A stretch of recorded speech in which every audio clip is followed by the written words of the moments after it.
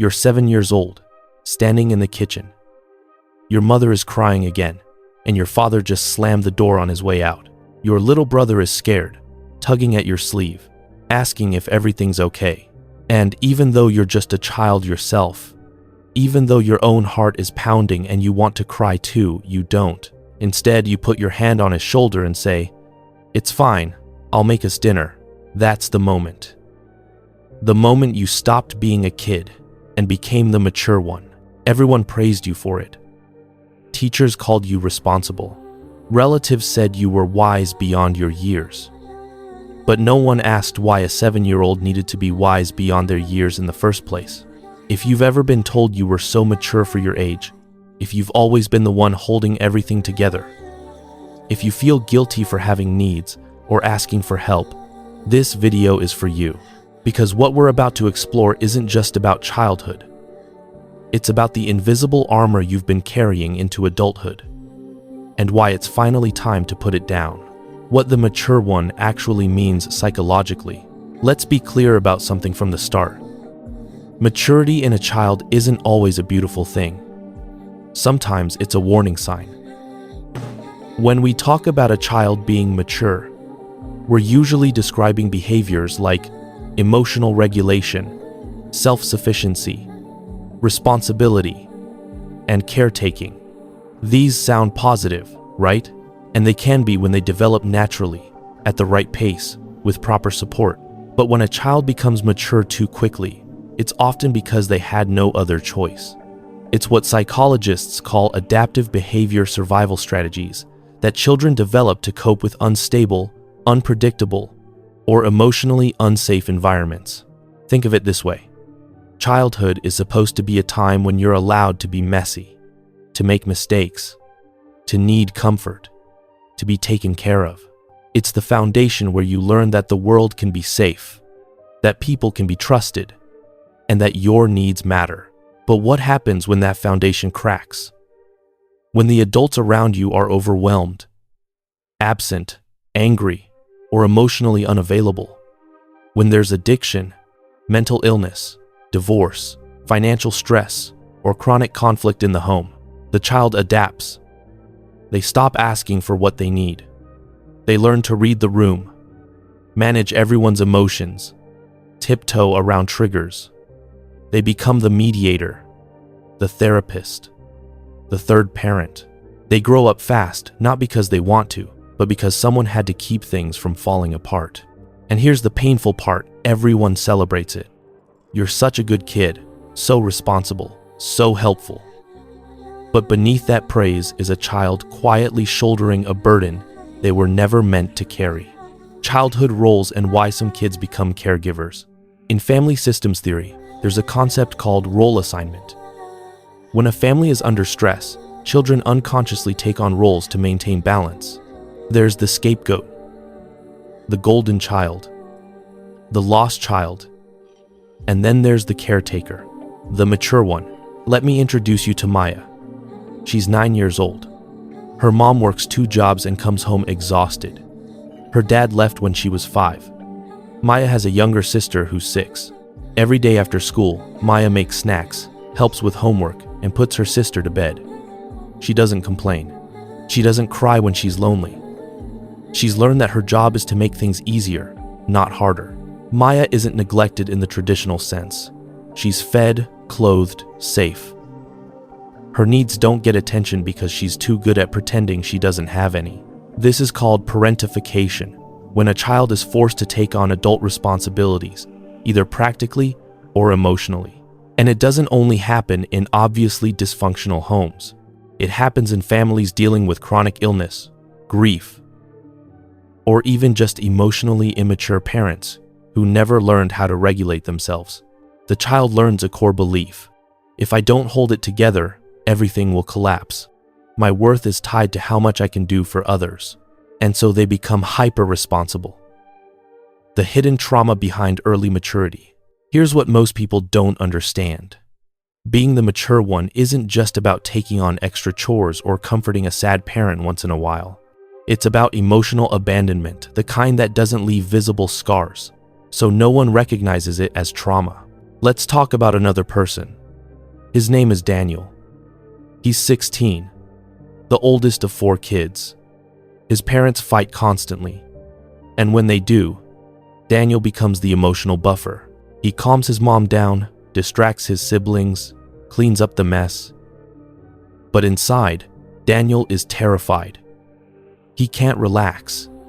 He can't trust that things will be okay unless he's controlling them. He has panic attacks at night when everyone's asleep, but he never tells anyone. Because if he falls apart, who will hold everyone else together? This is where trauma hides. In the hypervigilance, in the inability to rest, in the belief that you're only valuable when you're useful, in the shame you feel when you have a need. Psychologically, this kind of early responsibility disrupts normal attachment development. According to attachment theory, children need to feel that their caregivers are a safe base, someone they can rely on when they're scared, hurt, or overwhelmed. But when the roles reverse, when the child becomes the safe base for the parent, their nervous system never learns how to relax. They're stuck in survival mode, constantly scanning for danger, managing emotions that aren't theirs to manage. And because this adaptation is praised rather than questioned, the child doesn't even realize they've been harmed. They just think, this is who I am. I'm the strong one. But strength under duress isn't the same as healthy development. It's just a child doing their best not to drown. Long-term adult consequences.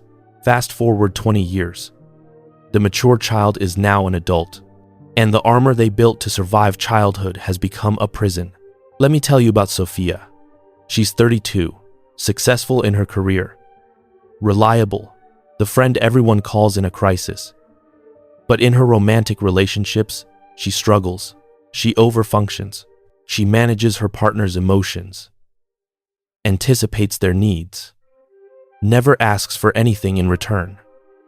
And when her partner tries to take care of her, she feels uncomfortable, even resentful. She doesn't know how to receive love, only how to earn it. Eventually, her relationships burn out. But because she's been trying her entire life, and she doesn't know how to stop. Or consider James, who's 40 and just had his second breakdown from burnout. He works 80-hour weeks, volunteers on weekends, never says no. He tells himself he's just ambitious, just helpful. But the truth is, he's terrified that if he stops being useful, people will leave. Because that's what he learned as a kid.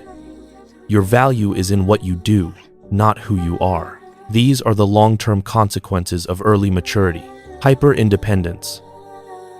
You struggle to ask for help. You feel guilty for having needs. You believe that relying on anyone is a weakness, so you carry everything alone even when it's crushing you. People-pleasing and the fawn response.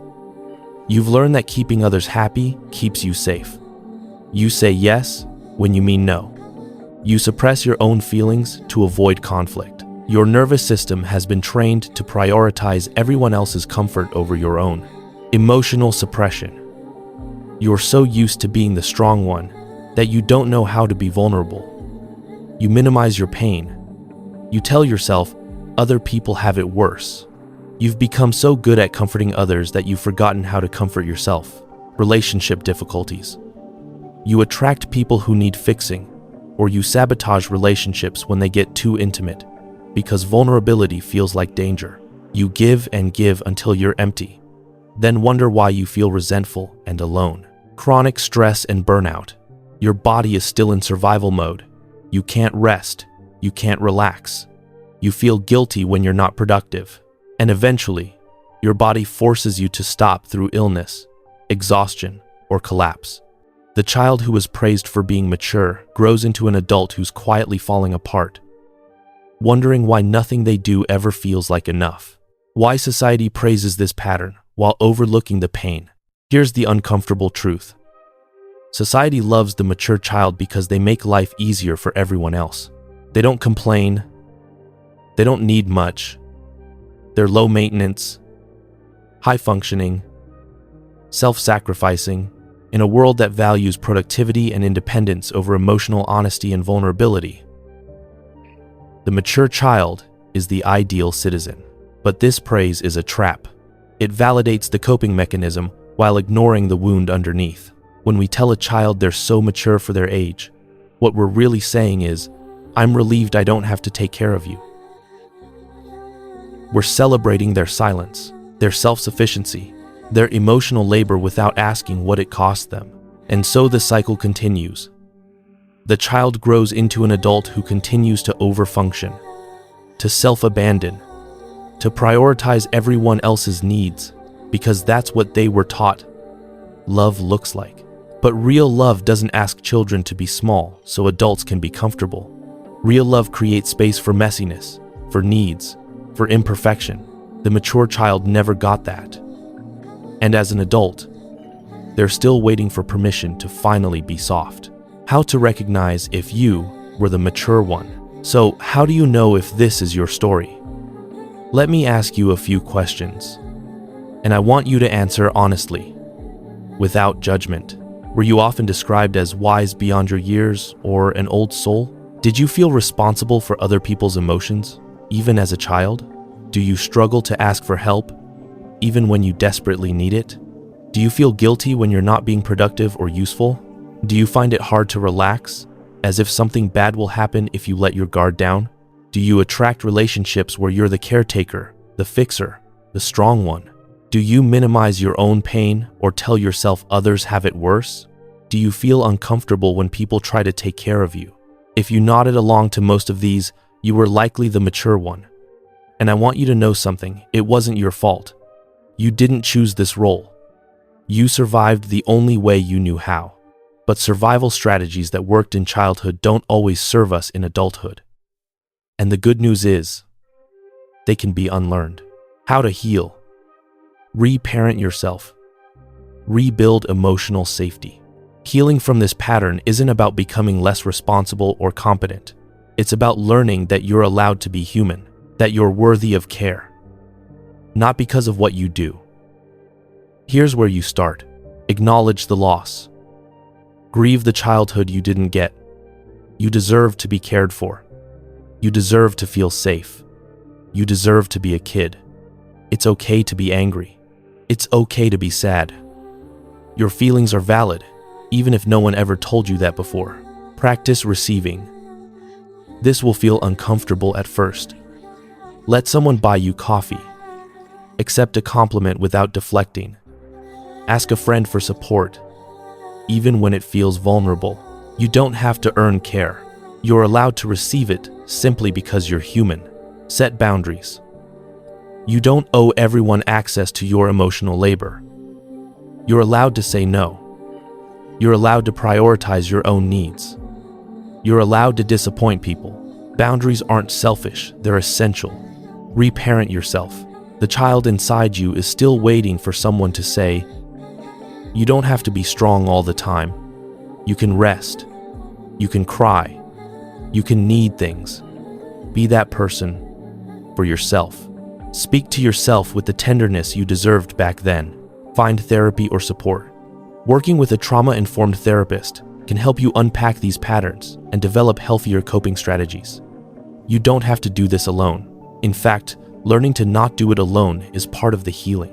Allow yourself to be imperfect. You don't have to have it all together. You don't have to be the strong one. You're allowed to be messy, to struggle, to not know what to do. That doesn't make you weak. It makes you human. Imagine that armor you've been wearing since childhood. The one that made you seem so strong, so capable, so mature. It protected you once. But now it's too heavy. It's weighing you down. It's keeping people out. It's keeping you from softness, from rest, from real intimacy. Healing is about taking off that armor, piece by piece. It's about learning that you're safe, even when you're vulnerable. That you're lovable, even when you're not useful.